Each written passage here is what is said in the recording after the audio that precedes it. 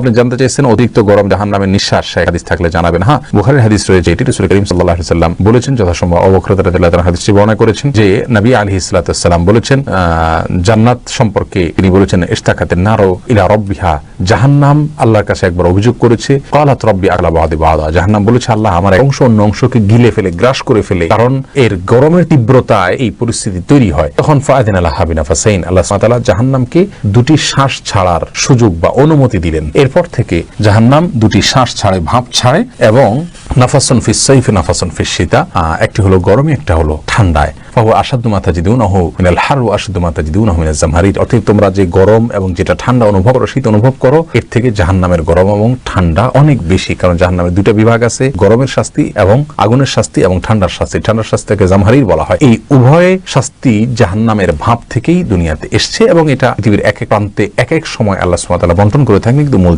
বিষয়টা জাহান্নাম থেকে আসছে। হাদিসটি অবশ্যই বিশুদ্ধ, যেটি বুখারীর বর্ণনা।